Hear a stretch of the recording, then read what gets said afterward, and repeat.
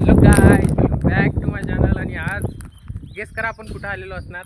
मागचं बॅकग्राऊंड बघून कुठं आलेलो असणार आपण आलो संगमेश्वरला. तुम्ही पहिले इथला नजारा बघून घ्या, काय कसलं वातावरण आहे. नजारा बघा. आणि माहिती आहे का, आपल्या प्रेमिकेसोबत कुठं घुमायला जाण्यापेक्षा आपला एखादा बेस्ट फ्रेंड असतो, माहिती आहे का, जो आपल्या सुखात दुःखात प्रत्येक ह्याच्यात असतो आपल्यासोबत. माझ्यावर दुःखच नाही येत पहिली गोष्ट, कारण मी महादेवाची पूजा करतो. पण जेव्हा मी कावड घेऊन गेलेलो होतो ना, तेव्हा हा पोरगा माझ्यासोबत होता. बा इकडे बाय,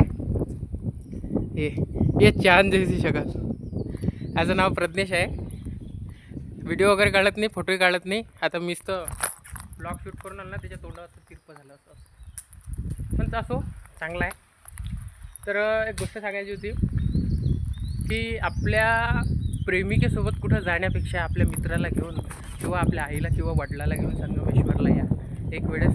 आणि हे मी असं सांगतो आहे, जर तुम्ही अमरावती जिल्ह्यामध्ये असाल, तुम्ही अमरावती तुमचा जिल्हा येत असेल, म्हणजे सराउंडिंगमधले तुम्ही गावं पकडून घ्या तुमचे, तर एक वेळा संगमेश्वरला येऊन एक वेळा व्हिजिट करा, भेट घ्या संगमेश्वरची, महादेवाची.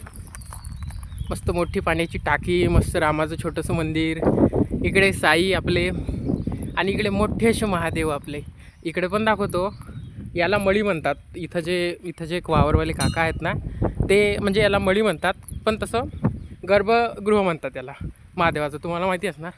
आता पाणी येत आहे, त्यामुळं मी व्हिडिओ पॉज करतो आणि तुम्हाला दाखवतो हे पण कसं आहे म्हणजे. आणि इथलं पण शिवलिंग दाखवतो तुम्हाला. इथले साई हे बघून घ्या, इथं मोठे असे महादेव आहे, बघून घ्या एक वेळेस. खोटं वाटत असेल, पाणी बघून घ्या येऊन. आणि इथं आल्यानंतर तुम्हाला सगळ्यात म्हणजे कवटाचं झाड दिसणार. इथं मोठं असं कवटाचं झाड, इकडे पण कवटाचं झाड मोठं असं, आणि त्याच्या साईडला पण कवटाचं झाड आहे. हे आपले महादेव, हे नंदी महाराज, आणि हे कवठाचं झाड मोठं असं. आणि बघून घ्या किती महान कलाकार असणार तो, ज्यानं हे चित्र बनवलं महादेवाचं. खूप छान वाटलं मला बघून, आणि तुम्हालाही छान वाटणार तुम्ही आले की. आणि हे आपला त्रिशूल महादेवाचा, म्हणजे माहिती आहे का, इथं आल्यानंतर तुमचं मन एकदम प्रसन्न आणि सुखदायी. एक वेळा तरी संगमेश्वरला या. तसं तर आता इथं काही म्हणजे उन्हाळा आहे, तर त्यामुळं पाणी वगैरे पूर्ण नदीचं सुकलेलं आहे. आणि माहिती आहे का, तुम्हाला कुठंच जायची आवश्यकता नाही आहे. इथं तुम्ही महादेवाची पूजा करायला आले की इथं खाली उतरले, इकडून पायऱ्या आहे बघून घ्या.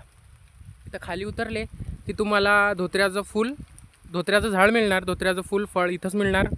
हे बघून घ्या, बेलाचं झाड इथंच आहे. हे पण बेलाचं झाड इथंच आहे. आणि तुम्हाला मोठा गैरसमज होणार. आता इथं केतकीचं म्हणजे चंपाचं झाड आहे, केतकीचं फूल म्हणतात त्याला. तर शिवमहापुराणामध्ये पंडित प्रदीपजी मिश्रा यांनी सांगितलेलं आहे की महादेवाला केतकीचं फूल वाहू नका, नाहीतर पाप बसणार. तर ही गोष्ट सत्य आहे. आणि खूप सारे लोक, झाड दिसलं आपल्याला, फूल दिसलं की मग बघत नाही की कशाचं फूल आहे. तर लोक माहिती आहे काय करते, महादेवाला अर्पण करून टाकतात. ठीक आहे, ज्या व्यक्तीला माहिती नाही आहे तो व्यक्ती ते करू शकतो, कारण त्याला माहीतच नाही आहे सत्य काय आहे. एक वेळेस केतकीचं पान बघून घ्या, आणि केतकीचं फूल व्हाईट कलरचं असतं. तर त्यामुळं कधीच तुम्ही केतकीचं फूल महादेवाला अर्पण करू नका, कारण हे पंडित प्रदीपजी मिश्रा यांनी सांगितलेलं आहे. आणि आम्ही शिवमहापुराण त्यांचंच ऐकतो, तर ते व्यासपीठावर बसून जे सांगतात तेच आपल्याला सत्य मानावं लागणार. ठीक आहे. नाही, हे काही एवढं मला तुम्हाला नॉलेज द्यायचं होतं. आणि खरं खास मुद्दा सांगायचा हा होता की जर तुम्ही अमरावती जिल्ह्यात असाल तर तुम्ही एक वेळेस नक्की संगमेश्वरला भेट द्या. तरी पाणी येत आहे, तरी मी तुम्हाला गर्भगृहाचं दर्शन करूनच देतो. एक मिनिट, हे पायऱ्यावर नको जाऊ, एक वेळेस हे बघून घ्या. इथं आपले छोटेसे नंदी महाराज आहे, आणि हे आपले महादेव मोठेसे. ठीक आहे, मी दाखवलं तुम्हाला, बघून घ्या, क्लिअरली बघून घ्या. मस्त घंटा, मस्त लाईट, मस्त बटणं वगैरे सर्व आहे. तुम्ही इथे मुलं आले किंवा शाळेची ट्रिप आली, एखादी मॅडम बघत असणार, एखादा प्रिन्सिपल सर बघत असणार, किंवा मुली बघत असणार, तर तुम्ही इथे डब्बा पार्टी वगैरे कशाला, आणि तुमची ट्रिप पण इथे आणू शकता, एक दिवसीय. तुम्ही बघून घ्या संगमेश्वर आपले महादेव. आणि आपण जाऊ. तुम्हाला मी वरच्या गर्भगृहातलं दर्शन दाखवून देतो. पहिले 1 मिनिट.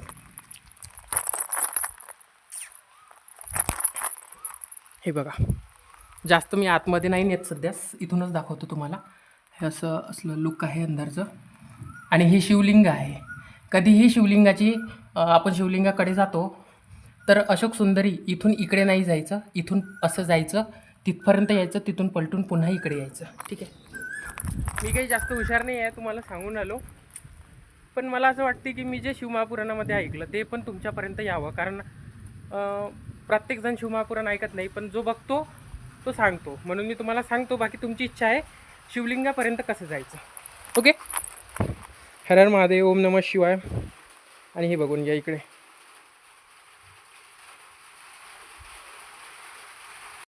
आपले नंदी महाराज मी तुम्हाला सांगतच होतो. हर हर महादेव. हे आमचे बॉस आलेले आहेत, आमचे एकदम जिगरी, आमचे एकदम जवळीक मित्र.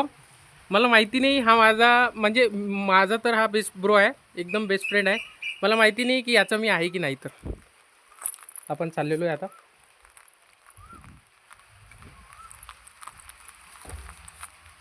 बघून घ्या इथं.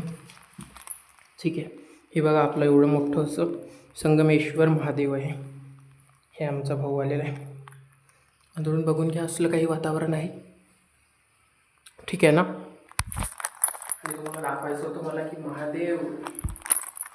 महादेव मस्त रुद्राक्षाची अशी माळ घातलेली आहे महादेवाला. आणि आमचा भाऊ आपल्या महादेवाचा वासुकी व्यवस्थित करतोय वासुकीला. तर शिवलिंग माहिती आहे का, मी तुम्हाला का म्हणत होतो की शिवलिंगाच्या इकडूनच असं जायचं. सांगतो की तुम्हाला का माहिती आहे का. खूप सारे लोक, हे बघा इथून आलो आहे आपण आता. असं यायचं इथपर्यंत, इथून असं इकडे यायचं. असं इथं आल्यानंतर हे बघा, इथं आल्यानंतर तिकडे हात लावून ओम श्री गणेशाय नमः, इकडे हात लावून ओम कार्तिकेश्वर महादेवाय नमः, किंवा इकडून श्री गणेशाय नमः, मग तिकडून ओम कार्तिकेश्वर महादेवाय नमः. आणि नंतर आपण महादेवाकडे येतो, ओम महाकालेश्वराय नमः म्हणतो, किंवा ओम संगमेश्वर महादेवाय नमः असं म्हणतो. इथं मस्त असं त्रिशूल आहे, मस्त डमरू आहे, इथे मस्त अशोक सुंदरी आहे. जे काय म्हणतात आपल्या महादेवाच्या मुली, जया देवी, विशेरी देवी, अशोक सुंदरी देवी, दोतली देवी, शामलीवारी देवी आणि दैवदेवी.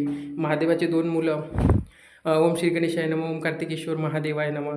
असं आपलं महादेवाचं शिवलिंग होतं. आणि हा काय मी तुम्हाला रिव्ह्यू दिला एवढा. बस मला एवढं माहिती आहे, मी तुम्हाला एवढं सांगितलं आहे. आपले व्हिडिओ तुम्हाला आवडत असतील तर लाईक करा, शेअर करा आणि आपल्या चॅनलला नक्की सबस्क्राईब करा. हर हर महादेव, ओम नमः शिवाय. भेटूया दुसऱ्या ब्लॉगमध्ये. धन्यवाद.